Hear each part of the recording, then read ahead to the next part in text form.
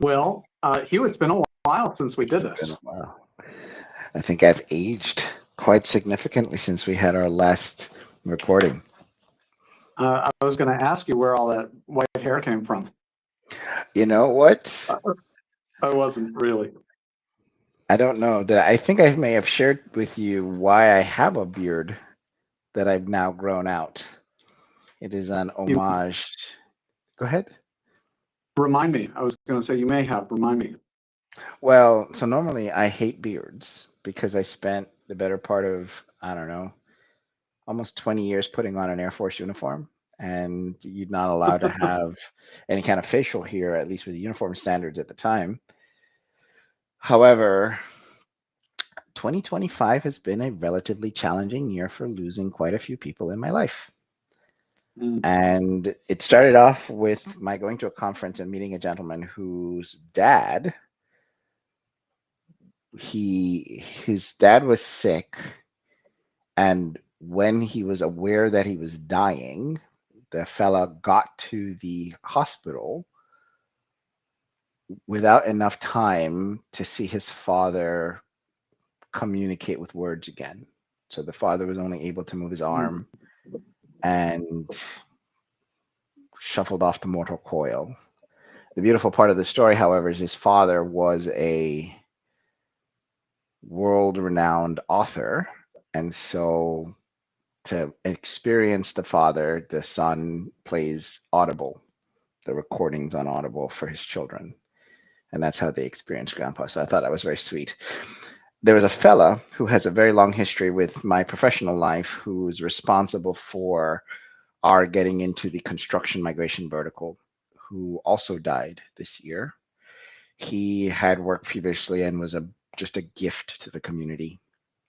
And he retired in April and was going to come to a conference in which I was going to show him the thing he had basically challenged me to do 5 years before had finally been done and was ready to be delivered. And he died within a month of retirement. And so all the things that he had Wow. promised to his wife that he was going to do, on all the things he had basically gotten ready to bring into his life because of retirement, were kind of cut short because he was.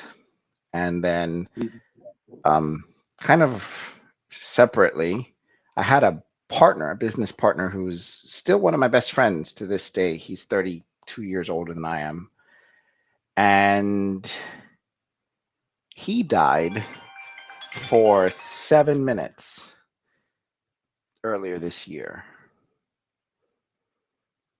and came back to life. And he had some interesting things to share about his decision to not take the medication that his doctor has recommended. So the next time his body fails again, it will be permanent. And he is okay with the decision. But more tragically, his son died this year. So my business partner's son, who was only a little older than I am, died of a heart attack.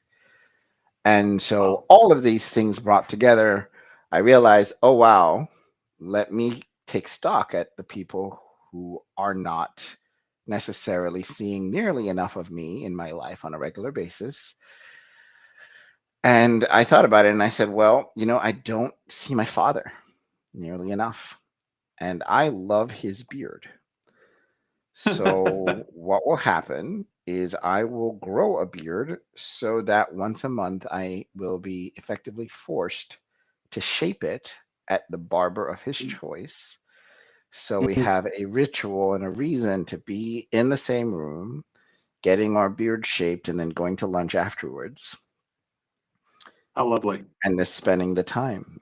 And it's been, I think, 5 or 6 months now, and it has been magical just having a reason to see my dad and watch him get his beard shaped and suffer through mine. Well, that's pretty wonderful.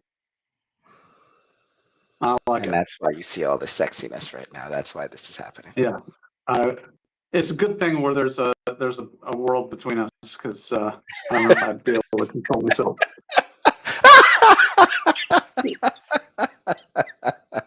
So anyway, that's the story. Thank you for letting me share. What do you have on deck for us to tackle today? Well, today I thought, we'd talk a little bit about being a boss. That word that, in my experience, is getting a lot of bad press on LinkedIn and other places. There are all these memes about, don't be a boss, be a leader, as if they're somehow mutually exclusive. In particular, I think about a business owner that I'm working with right now who has just the most kind and tender heart, and then really gets himself in trouble with his team and is going through a little bit of a mutiny as people push back on his maybe bossier tendencies. And so I thought we might talk about leading assertively, not aggressively. Well, I tell you what comes up for me is there is a reason and a context for every color in the palette. Yeah. And I've come to appreciate, after 25 years of doing this, that there are times where we need to get stuff done. And it is not appropriate. So 9 times out of 10, we don't get to rationalize bad behavior. We don't get to rationalize disconnection. And our mission calls for us to be kind, compassionate, engaging, thoughtful, strategic in the way that we think about and engage the world, which includes our customers, our employees, etc. And then there are emergency times where I don't know that I would use the word bossy, but it is a word that has a context that we can play with. What I will tell you is that for very particular tight times, if you have developed a relationship capital with your team, you can go into a space where there are engaged norms that can be temporarily suspended in service of something higher. Yeah. I thought you and I might be aligned in a lot of ways. And there are a number of things that you said that I think bear our, kind of pulling out all the stuff from that backpack and see what's inside of them.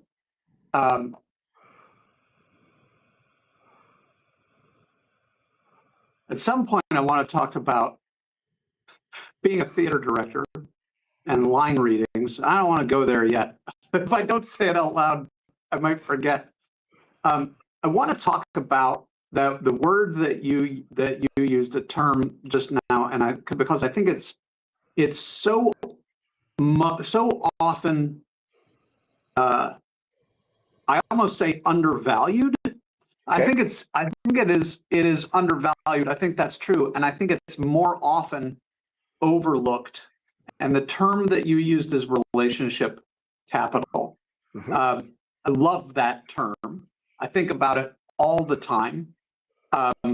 It's a broader thing. One of the things I talk about in the work that I do and in the ways that I engage with my community, my broader community, that I think of as the gratitude economy. Okay, sure. But relationship capital is so important. Even a friend of mine, even just last week, launched her brand new business called Relationship Capital. And in my company, the S Force, one of the principles we teach our clients in is this idea: it's never about the thing. Whatever is the substance of what you're interacting about, it's never about the thing. It's always about the relationship. I might be talking to you about your beard. You may be talking to me about your beard. The currency we're exchanging really is relationship capital. Yes. So now that we've talked around it, or now that I've talked around it a whole bunch, when you say relationship capital, what do you mean? So if we are to every relationship, if there is going to be sustainability in our relating, it is normally very helpful to be on a mission, to be on the road to achieving something. This has a very, very contextually appropriate superstructure in a professional setting. So we call it a job, and at that job you have colleagues, and that the colleagues work with you to achieve the mission of the business. And the mission of the business normally is to make money, but that's the byproduct. That's not the mission of the business. The mission of the business is to live into its goals and to serve customers and to achieve certain, uh, intellectual capital goals and be thought leadership and da da da and create value around a certain product, service, or skill that you might have, to keep it general. And you will have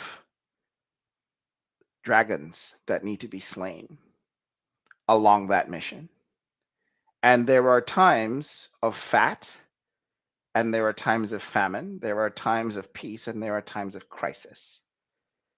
And if you lead your team such that they feel like they matter, like their contributions and their voices matter, that their opinions matter, where they understand that they individually, their contributions are crucial to the existence and thriving and success of your business, and they are caused to know it often,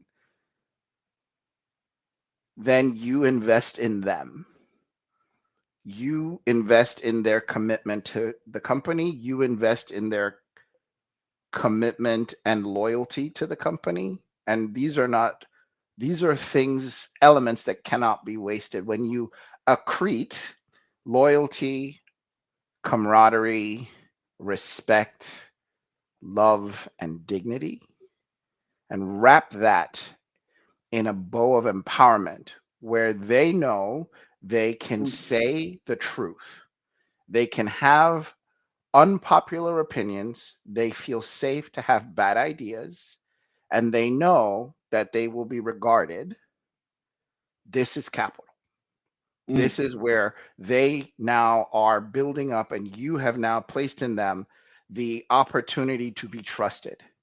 So when you need to draw on that capital, when the culture of kumbaya is suspended because you have to make $50,000 in the next 48 hours, and people have to stay up late, and errors will not be tolerated because they cannot afford to happen, there are very, very short periods of time that your team will effectively tolerate the suspension of normal rules as rules as normal to achieve a goal that we've all decided is important to the organization, and they will not charge you for it.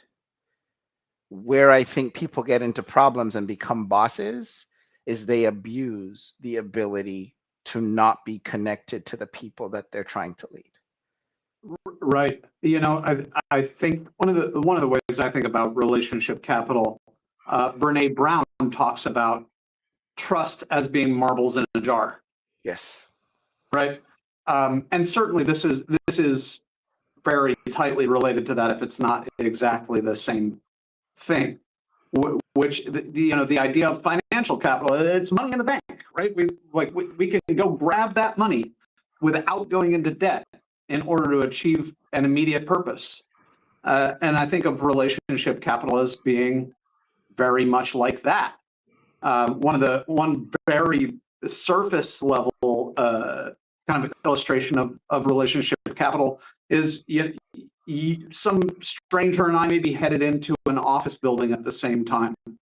And we get to the door, and I open the door, and as is always the case, there's another door beyond that. And so as they pass through that door, they reach the next door. And just as a matter of course, for reciprocity's sake, if not because they're inherently polite, they open the door, and there's that immediate exchange of capital. I put a door opening in the bank, and then I get a door opening out of it. one of the things that I think is wonderful about relationship capital is that both of us now, even though they incurred a debt arguably in the first moment and then paid it back immediately, we both are left with new money in the bank that was Yes. not there before. So it's not a zero-sum transaction relationship capital. Every exchange of relationship capital, every deposit, the interest rate is the best interest rate around. Well, I would tell you this, and again, engineering days talk about modeling, right? So the modeling that we're having right now is the idea that somehow, because it's capital, then it's subject to transactional activity. I would posit that as opposed to a transactional engagement, it's more of a co-creation experiential engagement. So instead of I me agree. doing something and it's a kind of a, you know, a disparate, disconnected act that is a debit or a credit, depending on if you're the bank or the borrower, uh, it's more of we're creating this experience together. Yes. And this experience is costing us. It's a cost, but it's not just an exchange. It's a cost that we're creating. And that cost also has benefits that trade off. And so I might have opened the door, but that door being open for me might be my love language where I love things being done for me. Right. Yep. Yep. And I open the door for you, and I now get to experience charity. So even though you're the one that's getting the benefit, we are now in this really cool feedback loop, even for 20 seconds of creating good in the world together and feeling good about each other. So it's not just the transaction that has occurred, but all these externalities that are actually positive that are happening because it's not just about the transaction, but it's about the co-creation of an experience, because I that's what we remember do as very human little. beings. I Sorry. remember very little about it, and you're reminding me of that movie Pay It Forward, Okay. right? Where and part of what I think, and I'm with you 100%. You know, this kind of transactional thing is a great jumping off point for then really getting into okay. So on a surface level, that's what relationship capital maybe is. What is it when you really get into it?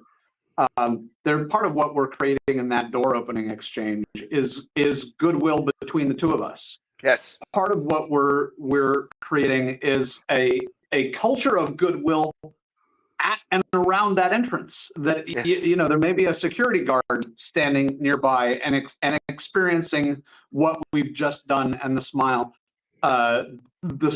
that we walk past him with. Maybe it leads to us getting into the elevator together with some third person, and there's already some social lubrication and some goodwill that they get swept up in. This is the beginnings of the value of this social capital.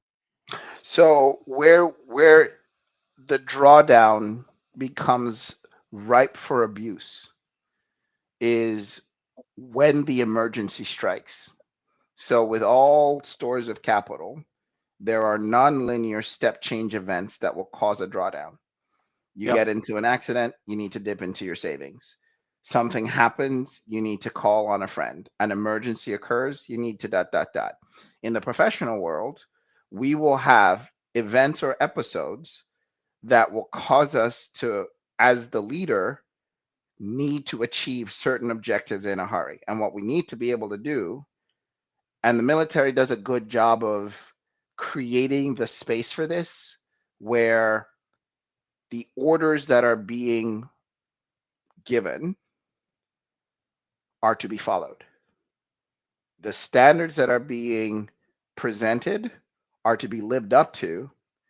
And I do not currently have the bandwidth and the time to provide the kinds of context that you're used to. So in this very protracted, very narrow time frame, we are going to relate on a level that does not have the same kind of connection that you're used to. Yeah. Don't worry, we might get back there, is the hope, But to the extent that I can simply execute what needs to happen in this protracted time will make it look, and if you have no context, you will simply see somebody ordering people around, drawing down on that relationship capital. Where somebody earns the title of boss is they have a protracted period that goes for an extended period of time, and they don't do anything to replenish the relationship capital that could be there. I remember the first time a group of people started calling me boss. They would say, they would say things like, okay, boss, or, good to see you, boss, right? And it made me very uncomfortable. Hmm. And it was not the first time that I was a supervisor. It was probably 12, 13 years ago. I was leading a group of actors and they started calling me boss. And it made me very uncomfortable. And I told them to stop. Hmm. And then I remember, I don't remember what they said, but I do remember, just like Maya Angelou tells us, right? I remember how they made me feel about it, which was that they were not calling me boss because I was telling them what to do. They were calling me boss because they were ready for me to tell them what to do. They were willing for me to tell them what to do. And because Yes. I spent a month and a half not telling them what to do exactly. And so this brings me to the theater director thing that I was thinking of earlier. I remember reading a book about directing, and in particular about the relationship with actors. And you come in as a director. I come in not knowing what the blocking is going to look like. Some people would who goes where when on stage. Some people come in knowing exactly and tell everybody, okay, here's where you go and when. I would come in and say, all right, do the scene, watch the scene. But in this book, this master director, his advice was the first time an actor comes and tells you, hey, I want to do this in the scene, right? I have an idea. I want to do this, or I want to try this. He says, no matter how good or bad an idea you think it is, 2 words, show me. And what I found when I started doing that is that sometimes I was surprised by how good some of these bad ideas were. Every time, however, what I found was that any actor I said show me to suddenly started having more ideas, shared more ideas, became freer and more creative and less wooden on stage.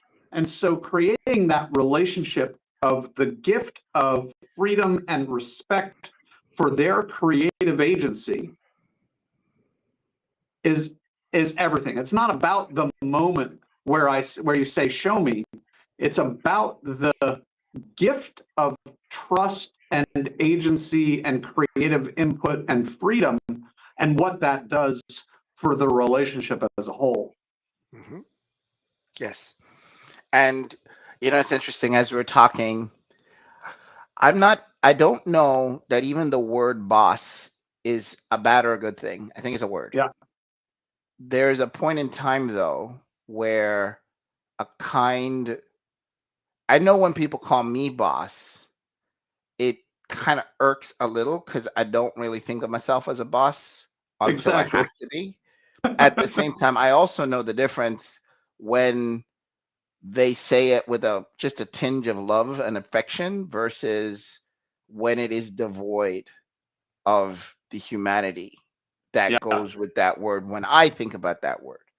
And when I think about that word a lot in its most negative context, what I think about is a person who is in charge of a situation who has to rely on authority to get Mm. things done. And Yes. you know that you have hit the eighth ring of hell when you have nothing but authority left in an organization of paid individuals. And that's the only leverage you have to make the goals of the organizations accomplished. Mm. That to me is just it's the last seat of dysfunction Yeah. before you unleash chaos. Uh, you know, welcome, folks, to Leadership Uncertain. For whatever reason, I can never remember what we're adventuring in. We're adventuring in Adventures love in and love, power power, and confusion, and confusion and dignity. dignity. Yeah. So we usually go in the Um, other order. Yeah. yeah, there's a wonderful podcast called Manager Tools, and one of the things that they talk about in Manager Tools, they break it down into three. They break power in the workplace into three categories. Right? Mm. There's role power, which is what you were just talking about. When it comes to authority, your place in the hierarchy, that confers role power. And then there's expertise power. Expertise power is what I give you, the influence that I give you with me because you know stuff, right? So when my surgeon made a recommendation, I was like, all right, man, we're going with your recommendation because you know stuff. Right. That's expertise power. And then they talk about relationship power, and that's what we're talking about today. And it won't surprise you to know that what they say about those three powers is that role power is the weakest of them all. And of course, I agree. Yeah. Uh, It's also the most tenuous. if you're depending on role power, then the minute you turn your back, people do whatever the hell they want. Well, and it's tenuous at best because you may not even have to turn your back. So the challenge with role power is that people then become only as loyal as their options. Bingo. Yes. Because if they have better options, however you want to judge that, then who cares what you think or what you have to say if they're not connected to anything else? And Right so on. one of the things we are very, very, very focused on in our organization is, how do I get someone here to own stuff? How do I get someone to be in love with whatever it is they're up to, because they're going to spend a lot of time doing it. Now, it's an aspirational goal, doesn't always happen. Not everybody relates to their work that way, and that's okay. But it's not a bad idea to still try, right? And so if we can have it so that people can have things in the business that they own, that are when you look at it, when you talk about it, it's their baby and it's their contribution, and they are the cornerstone of the business for this thing. Mm-hmm. The chances that you will have them leave because of something better dramatically reduce. Yeah. Because I'll tell you, you know, if you think about like who are the people that matter in your life, the potential power of relationship capital to make this the best imaginable opportunity is tremendous. If what you have to offer your team is pay and benefits and specific responsibilities, you can get that stuff in any job. Yeah. But the And they'll kind be of looking for one relationship, where it is and more. So they're always looking for more. If you don't have something that causes them to be rooted and then focus on you with thanks. Oh my mm, gosh, you made it so that I could do this thing. And then you make sure, again, this is a common theme for me at this point. There be heroes. There mm, be heroes. And you find actively a way for them to be a hero. So when you need them, when crap gets dark and things get real, and it's you have 2 days to do the incredible because you're faced with the impossible, you can go into boss mode. But right, you will not be drawing down on them as a boss. You will be able to tell them what you need to tell them. You'll be able to be frank and, blunt as yep, necessary without sparing dignity. You don't get to be a jerk. That's the other thing that I yeah, find very amazing. Because I pay someone does not buy me the opportunity to justify being a jerk. 100%. And 100%. it blows my mind that somehow people think, oh, because I pay them $150,000 a year or some crazy number, I get to treat them like garbage. Well, you might be able to do that, but it comes at a great cost. Yeah. Your ability to have loyalty, your ability to do the incredible, the ability to, what would you rather? To make a request so powerful that someone finds their identity in the work being done, or to have to shout at someone and order them around from a place of power? Easy answer for me. One of the things that actors often resent is being given a line reading. Line reading meaning, I want you to say this line like this. Don't say to be or not to be. Say to be or not to be. That's a line reading, right? So actors tend to resent it if you give them a line reading. And as a director, I would have them. I'd go back. There was something that didn't work about the line reading, and I'd ask them, "What does this line mean to you? What are you trying to accomplish with this line? Why does it matter? There's something off here. What are you trying to get from the other person?" And we'd rehearse it again and again and again. Finally, they'd say something like, "Well, how do you want me to say this line?" And what Thank you for I asking. learned was, what's that? Thank you for asking. Yeah. Well, actually, what I learned was to say, I want you to say it exactly however it comes out of your mouth. Okay. Until we're really close to showing this thing to an audience. And there are very few times that I would actually have to give them a note later and say, all right, here's how I want you to say that line. And it would happen a handful of times in any given show. But at that point, there was so much relationship capital built up that they were totally happy to take that. Yes. And And they the had other so thing too. much trust in Oh me my that gosh, I yes. had their back, that Yes. they knew their performance would be better. They would come across better. People would appreciate their performance more because I waited until the last possible moment to meddle in what they're perfectly capable of doing for 99.9% of their lines. Well, and I think, there's so much magic in what you just said, because you gave them space to walk around in their own intelligence. That is one of the best things you can give another human being. Mm.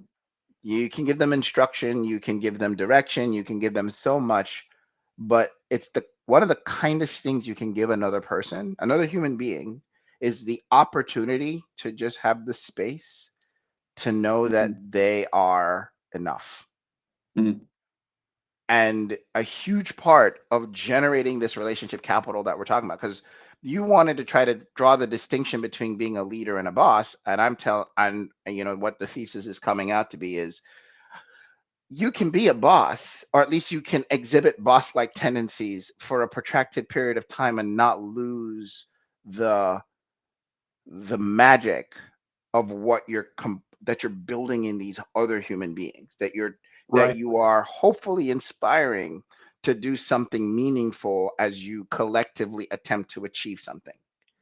Yeah. Well, And and in fact, I'm railing. And for years I've been railing against the idea that these things are mutually exclusive. And in fact, if you are only a boss and not a leader, in other words, if all you're doing is being directive, then the minute you turn around and walk that way, nobody's going to follow, which means you're not. If nobody follows, you're no leader. well, And if and all what you does it do is mean? And what does it mean that you need to be watching all the time? What does that say about your yeah, effectiveness? it means you are no leader. That people are only there out of concern for the direct benefit and cost to behaving or not behaving in a particular way, doing and not doing a particular thing. Yeah. And I would say similarly, if all you're doing is leading and you're unwilling to take up that authority that you're talking about in a crisis mode, and crisis could just be that light is red, we need to hit the brakes, and nobody seems to be doing it. Or it could be something that, catastrophically we're gonna be in big trouble. It could be very small or very large. Mm-hmm. If you don't take up that authority when the mission that everybody has signed on for and cares to accomplish, if you don't take up that authority in that moment and you allow the bus to go off the cliff, even if it's a tiny little cliff, then you lose some of that relationship capital because people are counting on you to fill that role. I would say that is also an abnegation of the responsibility of leadership, because leadership isn't just kumbaya and building space. And just like any bank account, money is there to spend. And this is the part where those of us who have lived poorer lives have an opportunity to recognize that just as you do a good job building the capital, you must also draw it down. You must draw it down. You have to occasionally, you must ask, because that's how you get ahead. And what's curious is if you do it in the right balance, that goodwill that we were talking about earlier with the doors being opened, that happens all the time if it's effectively done. So in moments of crisis where you're barking orders and people are getting things done, when the crisis is over and you go back and celebrate they who were heroes, fans in the room, confetti from the sky. It's amazing what can happen if you actually draw down, have real challenges that you solve together in critical moments where being nice to each other isn't what the moment calls for, but instead adherence to some high standard that's pushing the crap out of everybody. And you have to be upfront, sometimes sounding like you're barking orders, sometimes directing the people who can bark orders for you because it become too harsh from you in the position, but understanding that the culture is as committed to dignity as it is to excellence, and understanding where the two sometimes may seem mutually exclusive, but they are symbiotic. Yeah. One of the things that happens, though, when we're talking about making that shift from collaborative to directive, we're not talking about becoming capricious or cruel or yelling at people. Barking orders doesn't necessitate becoming Unpleasant, belittling or in any other way caustic. Sure. And it is amazing how fast you can get a hole in your relationship capital bucket that is really hard to reseal if you think that being directive, making that shift from collaborative to directive, requires any kind of angst. That creates wounds in the relationship where becoming directive doesn't need to. In fact, and maybe I've told you this, and maybe I've told our podcast listeners this before. The last person I fired, in the moments after I told him he no longer had a job, he just said, "Thank you so very much." He was a remote employee and said, "I consider you my online business dad." Right? Even in that moment of ending his relationship with the company and ending the means by which he was making a living, the relationship capital that I had built and respected even in that moment did not completely deplete that account. In fact, we've both made draws on that account since then. Yeah. That's a beautiful thing. And you make a good point. The stress of a situation, like I think we've been making the point that you don't get to justify being nasty to people because they're in your employ. Yeah. You get to show your humanity of being stressed. You get to be relatable. You get to share your frustrations and your concerns with your team as long as it is directed to an outcome that benefits all. And you share the load and the frustrations together. And that is a gift. And that is a gift. The reason I'm talking about it that way is because when I think of the most negative iteration of a boss, I think of someone who has effectively lost the capacity to communicate and connect with the people who are supposed to be his or her colleagues. And Right. so there's this arm's length, almost, it's not necessary, it can be caustic, but it doesn't have to be. But what it's missing is a regard for something other than the nearest objective. And it's so much more important that we think and talk about so much else.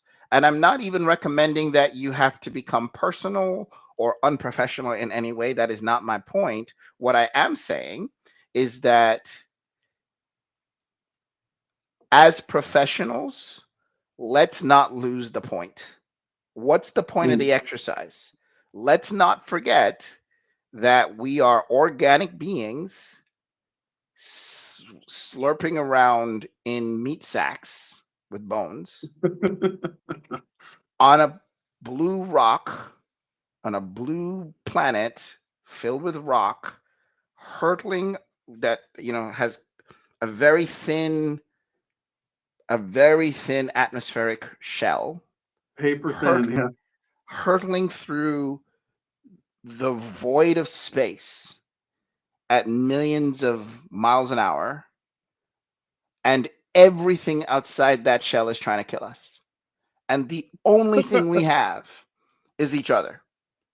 So if you are confused about the 85 to 95 summers that you're supposed to be on the planet, and you are working for some cause that is in your mind and that presents itself as being ultimately important, such that you can justify treating people poorly, let us not forget the plot. The plot is, in a 13.7 billion year history, you are going to be on the planet for about 100 summers if you're lucky. And in those summers, there's an opportunity for you to be connected with other people that share some kind of humanity with you, be they enemy or friend. And so I'm not asking you to be unprofessional. I am simply reminding you that you are in business, but at the core of this business is the ability for you to connect and be in service to other people. Period, full stop. And when we remember that, there is the opportunity for humanity. Because what's the point of all of this if we forget the plot? Your thoughts? Uh, I appreciate having people like you in my life because these conversations I think are really important. They're more profound than even we may recognize. Um, the the the preservation of and the treating people with dignity no matter what. You know, it's hard for people. It's hard for people when it seems like something important, something critical, something that I've invested my life in feels like it may be on the line, and this person isn't delivering in some important way. Uh, it can feel impossible or a dereliction of duty sometimes for people to not get angsty and mean and nasty, and by people, in people, I certainly include myself. Sure. Um, And I think you can get those things. I think you can feel those things. And then also remember, oh, by the way, the person that is on the other side of this conversation is not my enemy. right. I can feel the frustration and the anger. And oh, by the way, yeah, it may have initiated by something you did or didn't do.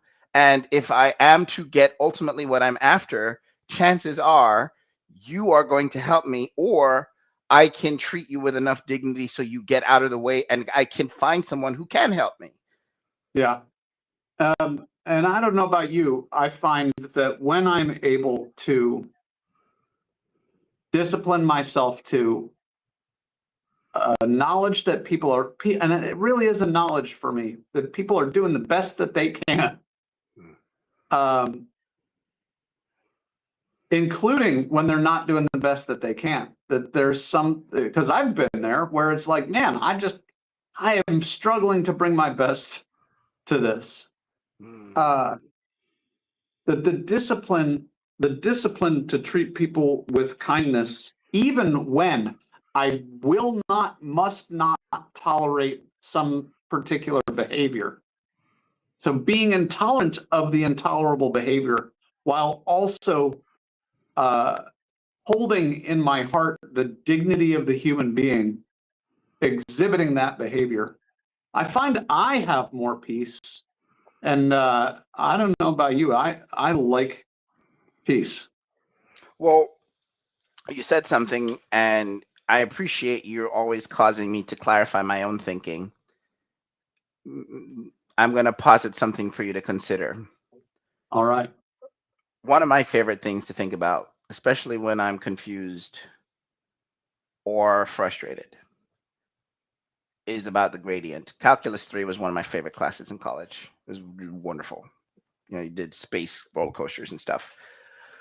Um, One of the concepts you learn in Calculus 3 is the idea of something called a gradient. It's a three-dimensional derivative. And in real life, you can think about it as the slope on a mountain. Okay. And so if you drop, just take a drop of water, say from, a droplet of rain, and it drops on the side of a mountain, at every single point where that droplet of water is on the side of that mountain, it's going to be pulled in exactly the only direction that it can be pulled in. And it will have the most perfect trajectory that is possible for that drop of water. Whatever the physics of two objects can't occupy the same space at the same time plus gravity yields, that's where that water is going to go. Yes, every single moment in three dimensions at every point in time, it is going to simply move in the direction and have the thing happen to it that is the most perfect for all the constraints around it. Yes. So whether that droplet of water gets absorbed by a layer of mud, because that's what's there in its vicinity, it's going to have a very different trajectory than any other droplet in any other part of the mountain. And whether it pools and becomes part of a stream, or it finds itself on a particular place where it, coalesces and gets dried up by the sun and becomes evaporates, the trajectory of that droplet of water, distinct from everything else that's happening, at the same time it is operated on such that it behaves and performs in the most perfect way that it could. So I'm going to reinterpret your statement, not to say that they are doing the best that they can. I'm going to reinterpret that statement to say they are doing exactly what they must. I'll buy that. Yes. Because we are under the gradient as well as expressions of energy transferring in the universe, taking on matter and being ourselves. Always have a little room for some quantum physics. Uh, this is our story as well. And as we unfold as energetic beings in professional suits, and having objectives that are professional in nature, we are also subject to all the laws of physics in the universe. And like water, if you apply too much heat at the wrong moment to this droplet of water, it may well evaporate Yes. instead of doing what you want it to do. Exact, all of it. Right. And it's doing and if you see it doing something, it may actually not be causal. So you said something, you said, bring light and love and appreciation and gratitude and dignity to the person that is behaving however they're behaving. I would tell you, I don't know that I always have the bandwidth to do that. So I don't always either. I congratulate you. What I have been able to do better, however, is bring acceptance. And so neutral recognition that things as they are unfolding, and it's just useful to hold this because, to your point, there is more peace and there is more emotional regulation that leads to something that looks like intelligence, right? All of that is available when you can recognize, oh my gosh, this person's entire being is not here to just make me angry. Instead, they are occupying space and doing the things that cause them to exist the way they need to exist. And whether or not I don't have to make that wrong to take action that brings intelligence to the situation, whatever that might look like. Yeah, this person with their wiring and the history that they have, including their history with me, in this environment, with all the forces that are acting on them and all the communications that have happened, they are doing exactly what they must. Yes. Because that's how we be. That's the gradient. That's the gradient in motion. And whenever I want to argue with reality, the gradient in motion is how I push back. Go ahead, sir. Yeah. Well, I was just going to say, I love always the conversations that we have. Is there anything that you want to say in parting? Sure. So to recap and put a final point on our discussion, I appreciate that there isn't a dichotomy between being a leader and a boss. I think what happens is that you are well rooted in leadership when you have invested and have a continuous plan and culture of investment in relationship capital with other people with whom dignity and trust, compassion, respect can be generated between you and them, such that during certain moments you can temporarily suspend the niceties to get certain things done. I think bosses begin to exist in their most extreme form when you run out of said capital. And it's not that one is the opposite of the other. It's like saying that the gas tank is just empty. And when the gas tank is empty, we have things that look like boss behavior. I will add only that in order to become nasty, you needn't necessarily run out of relationship capital. Sometimes all that's required is to think that you don't have any. Because I remember in particular one boss that I had many, many years ago losing his shit with me. Just like, I was like, and I just kind of, and I'm grateful to my younger self for doing this in that moment. Instead of, it was a moment of maturing for me to say, I'm here. You're the boss. I got no argument. I'm gonna do whatever you tell me to do. It's all good. And he just like the temperature went, but he thought for whatever reason that he had to fight for my allegiance or fight for my behavior when I was ready to give it. Compliance, your compliance. Interesting. Yeah. Thank you for sharing that. That's powerful. And it was a moment of desperation for him. And I just was like, hey man, I'm here. And it immediately lowered the temperature. Yeah, that's powerful. Thank you very much for sharing that, Aaron. What do you have to say to wish the people goodbye? That was it. That moment. Share that moment with Charlie. Love it. Thank you for today. Yeah, thank you too.